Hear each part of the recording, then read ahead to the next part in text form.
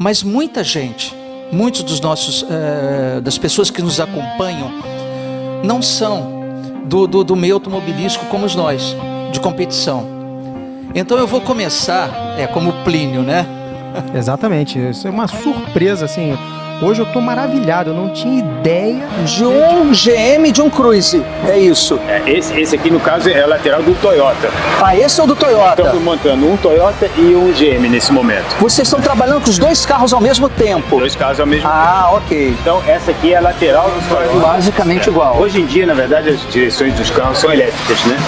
Mas a geração anterior era hidráulica, do estoque ainda é hidráulica. Ah, ok. Então, esse aqui é o volante do carro. Então, você vê que ele não tem o arco aqui em cima e não tem o arco aqui embaixo. Verdade. Tudo que o piloto tem que fazer é com este movimento aqui.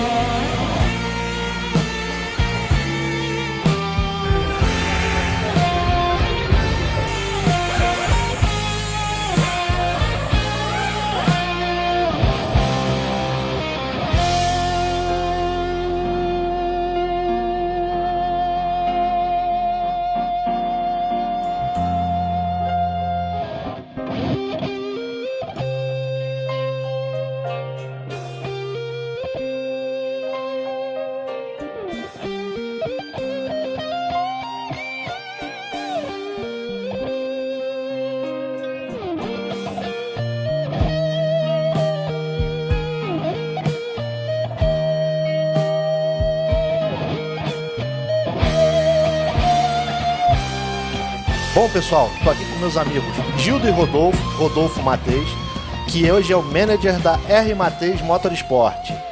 Gildo, o que a gente veio fazer aqui? Bom, nós estamos tendo o privilégio não somente de estar na R Mateis Motorsport, mas também na sede da Andreas Mateis Motorsport, pai e filho, trabalham juntos, mas até onde eu sei, disputam na pista de igual para igual. Mas hoje, André, a gente vai apresentar para o pessoal uma pessoa tão especial quanto o Andreas, não é porque é da família não, mas tão especial quanto o Andreas, que é o Rodolfo Mateis. Eu queria começar da mesma maneira que eu fiz com o Andreas. A pergunta é: quem é Rodolfo Mateis? Bom dia a todos. Antes de mais nada, agradeço aí a visita de vocês aqui na nossa sede. Bom, Rodolfo Mateis, antes de mais nada, é um ser humano normal. Sou pai de família, pai de duas crianças.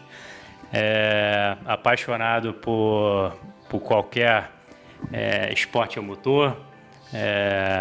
Na verdade, qualquer coisa que tenha roda, né? Eu sou apaixonado por mountain bike, bicicleta. Já corri de downhill, já corri de moto. E sou um super apaixonado por Então já está motorsport. desafiado a descer a trilha da prainha comigo lá no Recreio. Pô, aceito, hein? Quando é que é? Só avisar, hein? Sábado? O André, eu vou dizer, eu poderia até dizer que o Rodolfo é um estranho no ninho, né? Porque você não começou no automobilismo, você começou no motociclismo, não foi isso? Na verdade, na minha infância, eu comecei correndo de BMX, quando eu era menininho. E aí, depois de caminho natural, eu nunca gostei muito de subir montanha, sempre gostei da adrenalina da descida, né? Então, na década final da década de 80, 90, eu corri de downhill, de mountain bike. E eu tinha um sonho, que era um sonho longe de correr de automobilismo, mas a gente sabia que pelos investimentos e condição financeira para conseguir ser um piloto de automobilismo seria um sonho muito difícil de ser alcançado. Isso, ele sendo filho de piloto, dono de equipe. Difícil de ser alcançado o sonho. O que aconteceu é que depois que meu pai parou de correr de carro de competição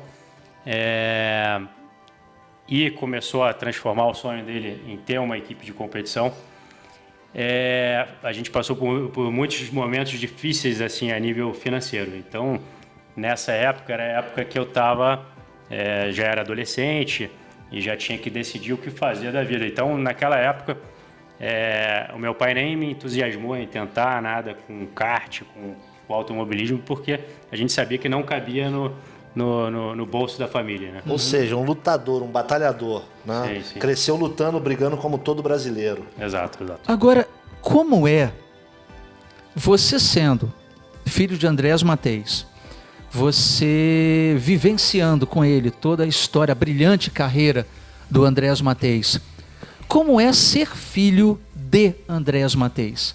Você sente alguma pressão, alguma cobrança, ou trabalhar com teu pai é uma coisa muito tranquila? Como é ser filho de Andrés Matheus? Então, para mim, a minha faculdade, meus estudos vêm 100% da parte prática do meu pai, do que ele aprendeu em pista, né? Assim como todos aqui da Matheus e da R Matheus, o meu pai é uma enciclopédia, né? Então a gente aprendeu muito com ele, então toda a minha formação foi através dos conhecimentos dele. Então, assim, para mim é um prazer enorme poder trabalhar com ele e poder dividir experiências e poder também chegar a um certo nível de conhecimento que a gente possa discutir estratégias diferentes a nível de montagem do carro, a nível de vários assuntos em gerais que são automobilismo. Na verdade, hoje em dia, a gente tem até pouco assunto pessoal, porque o nosso trabalho consome tanto o dia a dia que a gente acaba só falando de carro de corrida. Eu tenho uma pergunta aqui, que é como você teve a oportunidade de sentar, pilotar, o que é mais legal, ser chefe de equipe ou ser piloto? Eu acho que tudo depende da fase, né? Eu acho que quando você é mais jovem, né, é óbvio que você está atrás do volante, deve ser com certeza muito mais gostoso do que você está... Você está mais ligado na velocidade, né? Eu gosto da velocidade. Então, assim, para suprir a minha necessidade de ter a adrenalina, de ter a velocidade, que é uma coisa que está no sangue, né? Vem da época do meu avô para o meu pai, do meu pai para mim. Meu filho está com 1 ano e meio, já está andando com a biquinha dele já numa pistinha também. Então, é uma coisa assim que é meio natural. Então, muito legal. Então, assim, para suprir essa necessidade, eu acabei me dedicando muito no motociclismo, né? O motociclismo porque era muito mais acessível do que, por exemplo, tentar a carreira no automobilismo. E eu, assim, considero que eu consegui atingir minhas metas na minha carreira no motociclismo. E toda aquela descarga de adrenalina que eu precisava, que era uma necessidade fisiológica, né? Eu acho que tem alguma coisa nesse sangue da Matheus que o cara ou fica aprisionado com uma algema ou tem que liberar em algum lugar. Gasolina corre nas veias. Então eu acabei conseguindo suprir bem minha necessidade. E hoje em dia, claro, com a maturidade em desempenhar um trabalho que é na gestão de pessoas, é uma coisa também que é bem desafiadora e que também me deixa bem feliz. Rodolfo, me diga uma coisa, como é? Bom, eu já imagino que o seu relacionamento com todos os seus colaboradores aqui da equipe é o melhor possível, assim como é o relacionamento do teu pai com os colaboradores da equipe dele. Como é o seu relacionamento com os pilotos? Então, todos os pilotos que passaram na minha equipe até hoje, graças a Deus, a gente tem um contato, além de profissional, a gente tem o contato de amizade. Né? Ano passado, o próprio Júlio Campos e o Valdeno Brito é prova disso. A gente criou um relacionamento profissional e pessoal, que se estende fora da pista. Mas eu diria assim, que além da questão de ser o engenheiro, de ser o preparador do carro desses pilotos, eu diria que a nossa função, no nosso cargo, no caso meu e do meu pai principalmente, a gente tem uma função, eu acho que a gente teria que ter quase uma faculdade de psicologia para a gente poder Isso mesmo. estar lado a lado do piloto. O piloto, para se sentir rápido, para se sentir confiante, ele tem que se sentir abraçado pela equipe, ele tem que se sentir parte daquele time. E quando começa a ver essa distância, começa a ver dúvidas, o piloto fica mais lento naturalmente. Ele vai entrar no carro 1-2 décimos mais lento. Na Stock Car, quando a gente fala em 1 décimo, já são 5 posições. 2 décimos, às vezes, você não consegue nem entrar num... Do meio do grid para trás. Dependendo, você não passa nem para um Q2. Esse ano você espera brigar pelo título? Então, o nosso objetivo é sempre esse. O ano retrasado a gente ficou em terceiro com o Júlio Campos. O ano passado a gente chegou na última etapa brigando pelo título e acabamos ficando em sexto. Esse ano o Gabriel Casagrande, que é um piloto que está em ascensão, no ano passado, no segundo semestre, ele teve 5 pódios, acho que foram 4 segundos e um primeiro. É um piloto jovem de 23 anos, de Curitiba, que está numa ascensão gigante. E eu espero que com ele a gente consiga consolidar esse sonho. A Stock Car está mudando, né? Como nós já vimos, o Plínio até ficou lá na oficina, tá lá, ele está maravilhado com os carros. Plínio está brincando com os carros, está maravilhado com a oficina, impressionante. Fala um pouquinho pra gente do que a gente pode esperar desse ano que está mudando a Stock Car, é um novo ano. Peraí, André, eu tenho uma curiosidade, você me aguçou a curiosidade aqui.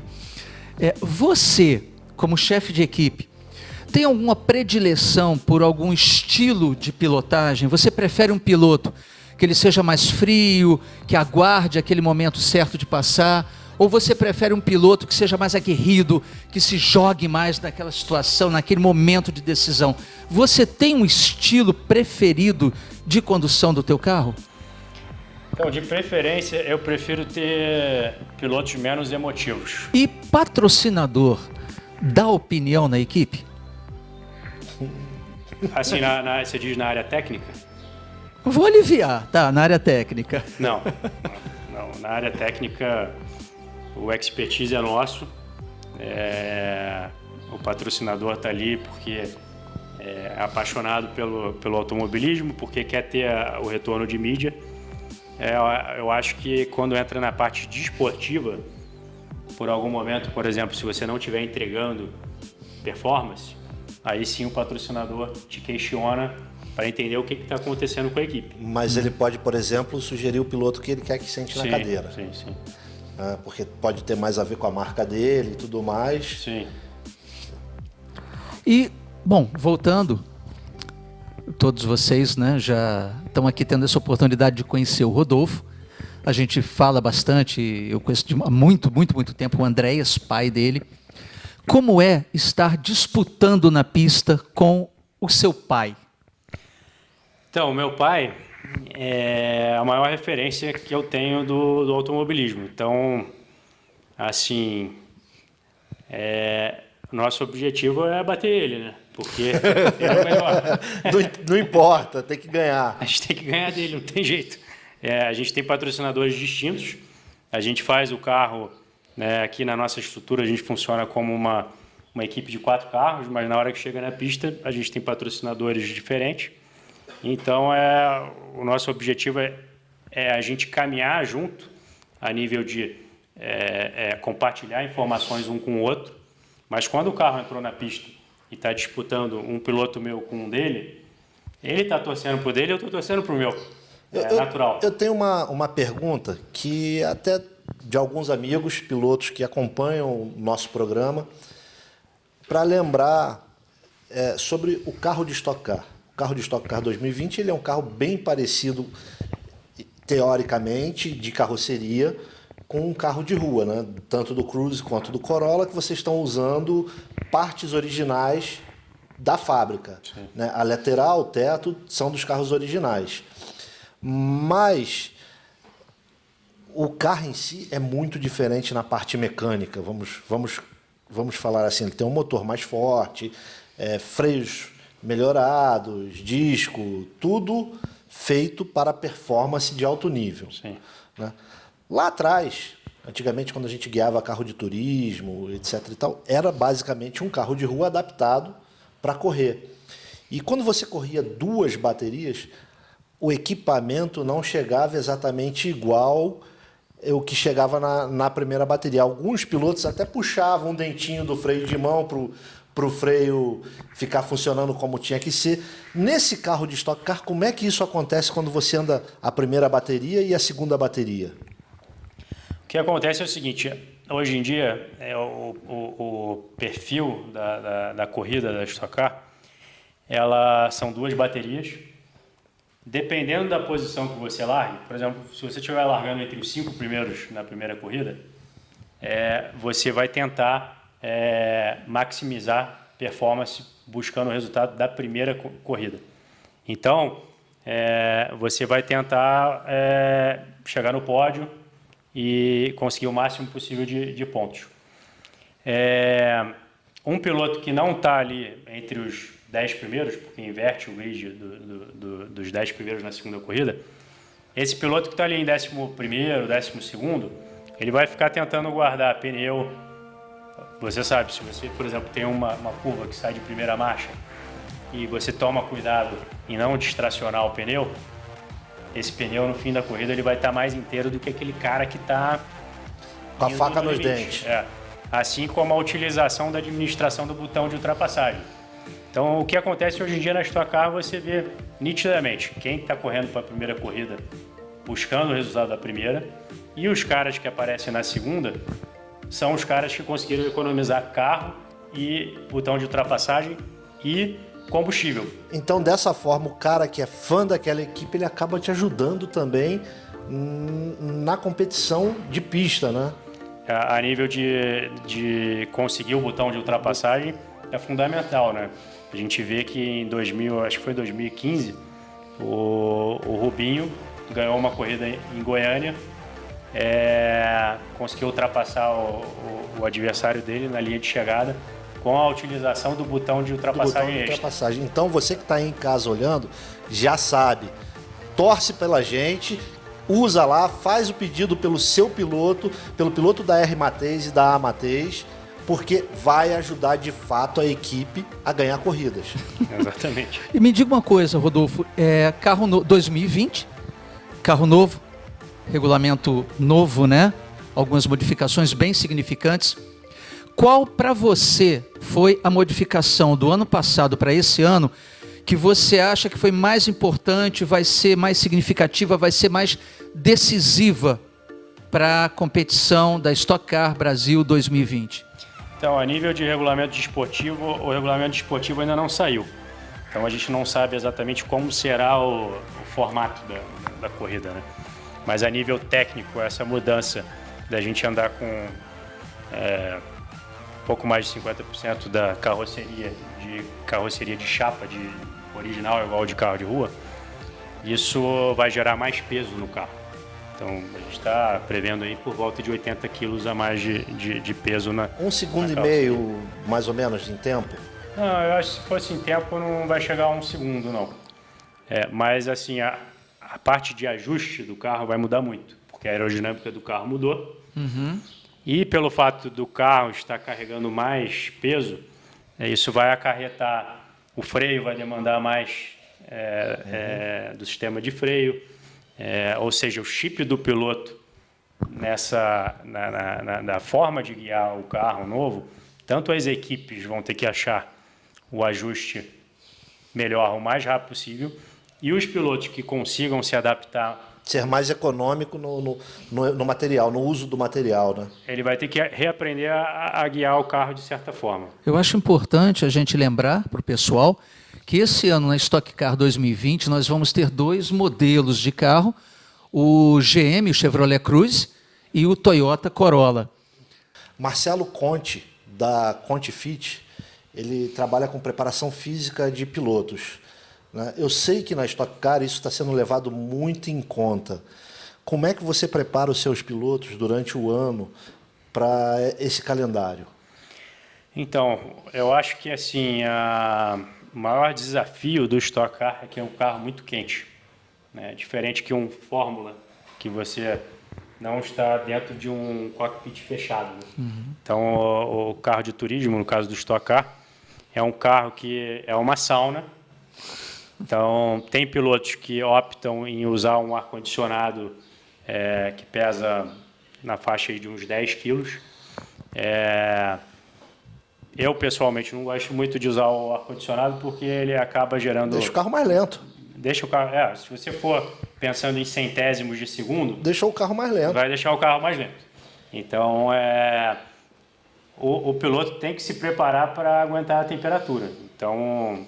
Tem alguns pilotos que treinam, levam uma bicicleta ergométrica para dentro de uma sauna e treina com a ergométrica dentro da sauna. Caramba. Alguns pilotos que têm a estratégia de fazer o treinamento físico sempre no horário pico de calor, né, que é meio-dia. Pescoço. O carro de Stock Car é como num Fórmula, que exige muito do pescoço ou ele exige menos? A força G é menor. É menor, né? E eu diria assim que o maior desafio do piloto da Stock Car é andar no calor. Vi aqui na sua equipe tem um simulador ali. Até que ponto isso te ajuda? Então, alguns pilotos dizem que ajuda muito pouco, tá? Eu acho interessante porque, na verdade, a guiada do simulador ela é muito diferente da condição real. Então, quando você fala de um simulador que tem... São esses simuladores que usam na Fórmula 1, na Fórmula Indy, que são assim, simuladores muito caros, que tem movimento que ele simula as freadas, a aceleração. Quando você passa numa zebra, o carro simula exatamente a condição de força G. Condição tanto de torção quanto de força G. Aí é bem diferente. Bom, Rodolfo, a gente falou de simulador, mas deu vontade de ver os carrinhos. Pô, eu tô com saudade de ver o Plínio conversando também com a gente aqui. Também, bom, eu quero falar o seguinte pro Rodolfo, que a gente vai dar uma folguinha para ele agora, mas depois nós vamos querer conversar mais com você. Mas eu acho que agora a gente podia ir lá para a oficina dar uma olhada nos carros, né? Ele fazer uma coisa, ele parou o trabalho dos mecânicos, sentou no carro e não queria sair de dentro do carro. O Plínio tem que curtir, né? Isso aí tem que aproveitar mesmo. Vamos lá também aproveitar com ele? Vamos lá, vamos lá. Rodolfo, muito obrigado. Por enquanto, pessoal, a gente volta.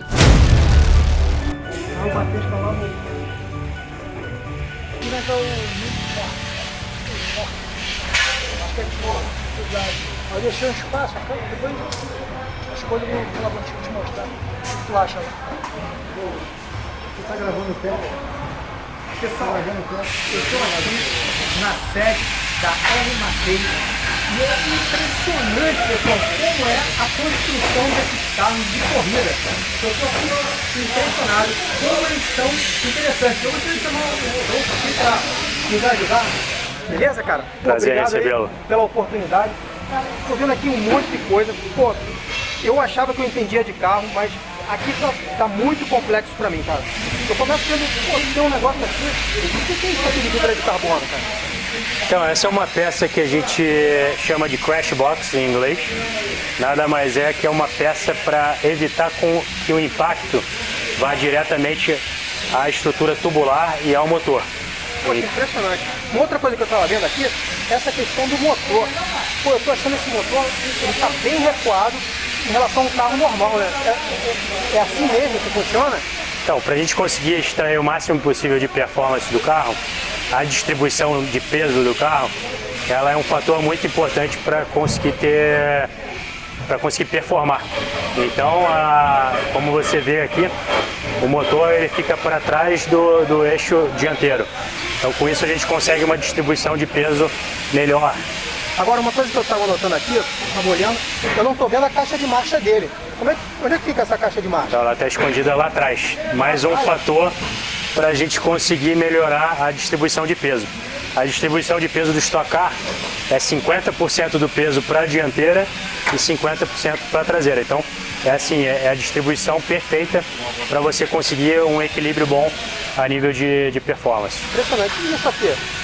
Esse aqui é o bocal do abastecedor. Então, quando a gente tem um pit stop na corrida, que é o abastecimento rápido. Então, esse aqui é o conector que a gente vem com um galão e abastece. Então aquele galão que a gente vê nas corridas, o pessoal encaixa. Ele encaixa aqui. Bacana, aquele galão que tem 20 litros, mais ou menos? O nosso tem 30 e levam 10 segundos para fazer o abastecimento de 30 litros. E aí onde é que fica o tanque de combustível? O tanque de combustível fica dentro do carro. Então, aqui está o tanque, são 100 litros de combustível. E mais um motivo para ter uma distribuição de peso perfeita. Então aqui eu tenho na média 90 quilos de combustível. Com um piloto aí que pesa na média 80 quilos, a gente consegue uma distribuição de peso muito boa. Agora, esse banco ele tem regulagem? Como é que funciona isso, Rodolfo? O banco ele tem dois tamanhos, ele tem o pequeno e o grande, tá? Mas o que acontece? Vamos supor que você venha correr na minha equipe. A gente tem um produto que a gente coloca um líquido dentro de um saco plástico. Você senta em cima desse líquido dentro do saco plástico e ele molda o seu corpo. Então ele vai moldar toda a fisiologia do seu corpo. E aí você vai construir então um banco de acordo com o piloto. Bacana. Eu sentei ali, né, enquanto vocês não estavam, mas eu achei que eu estava muito para trás. Isso é normal? É assim mesmo? Tem algum motivo Então, para... o piloto ele senta quase no eixo traseiro do carro, né, um pouquinho para frente. Então esse é mais um motivo da projeção do carro ter sido pensando na questão da distribuição de peso. Legal. Uma outra coisa que eu estava notando é o seguinte, isso aqui é lata, né? Isso aqui é um painel original do próprio carro. Esse aqui é um Cruiser, né? Essa aqui foi a maior mudança do ano passado para esse ano. Então os Stock Cars estão passando por essa transformação. Até o ano passado a gente andava com a carroceria de fibra de vidro e agora a gente está usando de chapa igual o carro original que é vendido para o consumidor. Se você colocar hoje em dia um carro desse, Stock Car, junto com o carro original, você vai realmente identificar que é um carro. Porque eu estou te falando isso porque eu olhava assim na televisão e eu achava que os carros, eles faziam lembrar, mas eles eram totalmente diferentes de carro de rua. Então, o grande objetivo da Stock Car nesse ano é criar essa ligação do público com o carro e ter um entendimento de que o carro é bem próximo a um carro de rua. Então essa parte estética do carro, ele vai aparecer muito mais do que parecia nos anos anteriores. Pô, bacana. Eu notei algumas coisas aqui interessantes. É a primeira vez que eu estou dentro de um local que se fabrica carro de corrida, né? Mas uma das coisas que eu notei é o seguinte, eu não vi os teus sobressalentes, né? Normalmente quando a gente entra no local a gente vê sobressalentes. Onde é que você guarda os sobressalentes da equipe aqui? Então, a maioria das peças reservas do carro, elas ficam estocadas dentro dos veículos de transporte, então dentro da carreta. Então a gente tem basicamente pelo menos um carro inteiro desmontado dentro da carreta que nos atende nos finais de semana de corrida, né? A gente tem 12 finais de semana de competição durante o ano. Então qualquer SOS, qualquer peça que eu precise do carro, ela está dentro do veículo de transporte. Impressionante. Hoje eu estou vendo ali o motor, é um V8, né? Esse motor V8 é um small block, né? Está gerando quanto de cavalaria esse motor? Então, o mapa dele, quando ele está gerenciado para abrir 100% da potência dele, a gente chega a 520, 530 HP. Tá? Na maior parte do momento da corrida, a gente trabalha com 63% da potência total no motor. Então aí está gerando na média de 420 a 430 HP. Então me explica uma coisa, você acabou de falar uma coisa que eu nunca entendi direito. Esse é o famoso push to pass. Você tem ali um motor que ele pode chegar até 540, né, que você falou, né, cavalos, mas ele fica reduzido, né? E aí, como é que funciona isso? Isso é eletrônico?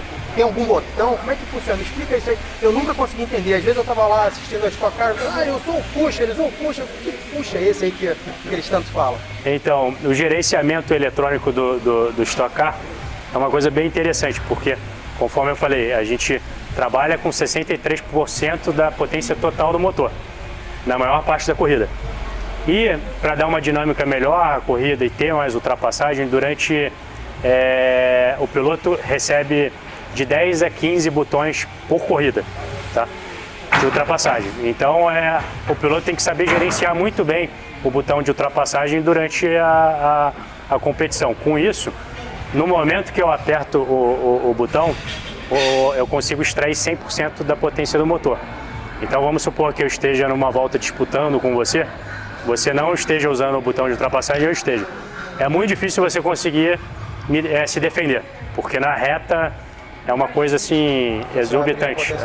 E aí, pelo que você está falando, esse botão fica do lado direito no volante mesmo? Ele tem um botão de acionamento no volante, que é bem simples o acionamento.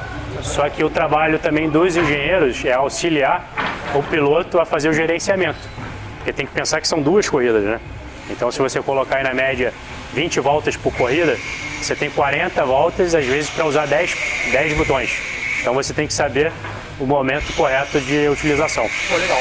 Uma outra coisa que eu estava vendo aqui, a gente tô vendo ali o motor V8, né? É um small block. Galera, existem motores big block e small block. Entendeu? O small block tem algumas vantagens, eles são mais leves. Mas agora, uma coisa que eu fiquei curioso é o seguinte, Se a gente comparar esse carro aqui da Stock Car Brasil com o carro da NASCAR americana, né, tem muita diferença? Então, são dois conceitos completamente diferentes. O conceito da Stock Car é mais na linha europeia, tá? Que é um carro feito e desenvolvido para andar em circuito misto. A NASCAR ela é desenvolvida para andar em oval. Então, se a gente andar com esse carro contra o NASCAR no oval, com certeza a gente vai ser mais lento, a Stock Car brasileira. Mas se a gente for para um circuito misto como Interlagos, eu não tenho a menor dúvida de que o Stock Car vai ser um carro mais rápido do que a NASCAR, porque ele foi desenvolvido para ser bom de desempenho em curva. Poxa, eu fico olhando aqui e eu não consigo... O grau de engenharia que vocês botaram aqui, pô, motor recuado do eixo dianteiro, pô, caixa de marcha lá no eixo traseiro, né, pô, tanque de combustível do lado do piloto. Agora, uma das coisas que me deixou mais impressionado, quando eu sentei ali, que vocês não estavam, cara, eu sou baixinho, mas eu não enxerguei quase nada. E esse ano, para pimentar mais ainda a esse projeto novo da Stock Car, a visibilidade está um pouco pior. Então a gente vai ter que mudar um pouco o posicionamento de onde o piloto vai sentar. Provavelmente vai usar um pouco uma almofada um pouquinho mais alta para ele conseguir ter uma visibilidade melhor.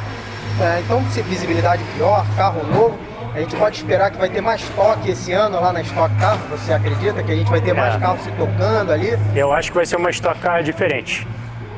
O grande objetivo da Stock Car é manter a competitividade que a gente sempre teve, né? Ou seja, apesar de ter marcas diferentes, a gente conseguir uma equalização boa de performance para não acontecer o que acontece, por exemplo, na Fórmula 1, que a gente vê 2, 3 equipes ali brigando pela ponta e depois quase que uma categoria B para trás ali do terceiro, quarto. Então, assim, eu tenho bastante esperança que a gente vai conseguir ter um nível de competitividade legal, mas vai ser um grande desafio novo para todos, tanto equipes como pilotos. Bacana, bacana. Cara, eu só tenho a agradecer, pô, isso aqui é um sonho, né? Pô, eu realizei um sonho, eu fiquei aqui, né, atrapalhando seus mecânicos o tempo todo, né, perguntando, poxa, eu achei isso aqui fantástico, achei essa equipe extremamente preparada, profissional, não esperava, sinceramente eu não esperava que o pessoal fosse tão profissional aqui, né, e poder a montagem do carro, eu sei que, pô, R. Matheus está de parabéns, né, por tudo que vocês estão conseguindo e construindo, né, e eu diria o seguinte, eu gostei, pode parecer que eu posso falar, eu não sou do segmento, né, mas eu gostaria de ver um dia um carro aqui brasileiro competindo com um carro americano, ainda mais sabendo agora que o seu carro consegue andar mais em circuito de rua do que o carro americano. Eu gostaria de ver o nosso brasileirinho ali com a bandeirinha do Brasil ganhando do carro americano. Seria um desafio bem legal. A gente poderia fazer o desafio dobrado, né? Primeiro andar no circuito oval, depois andar no misto. Pessoal, essa é a oficina do R. Matheus. Pessoal, eu estou sinceramente impressionado com o que eu encontrei aqui dentro. Gildo, André, o que vocês acharam? Você perguntar para dois, joinha do Plínio. Joinha do Plínio.